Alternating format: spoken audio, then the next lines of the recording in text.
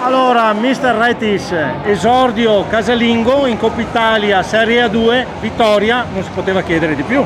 No, sicuramente, oltre alla vittoria c'è stata una prestazione di squadra superlativa, era da una settimana che ci stavamo preparando veramente bene, li avevo visti rispetto alle altre settimane più carichi, più convinti, e abbiamo provato e riprovato i movimenti e devo essere solo soddisfatto e contento del lavoro che hanno fatto.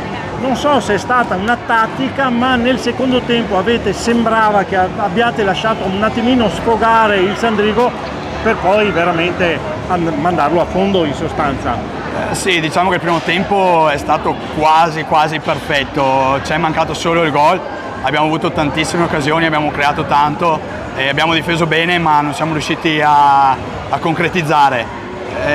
Il secondo tempo abbiamo concesso un po' troppo, quello sicuramente, però diciamo che quello che non abbiamo fatto il primo tempo l'abbiamo fatto il secondo e insomma partita vinta meritatamente, comunque con una squadra che dal mio punto di vista è giovane ma molto affiatata, dove non molla mai, è sempre sul pezzo, sempre attenta, e quindi merito anche il Sandrigo perché ho visto anche le partite scorse, è stato veramente un osso duro contro le avversarie.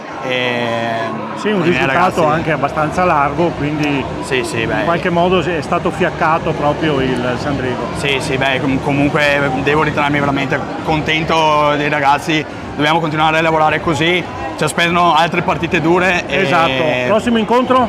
Il prossimo incontro a Montecchio Pregalcino.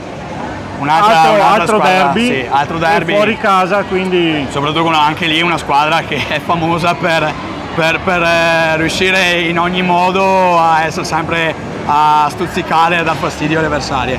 Molto bene, in bocca al lupo per i prossimi incontri e arrivederci a presto. Grazie a voi.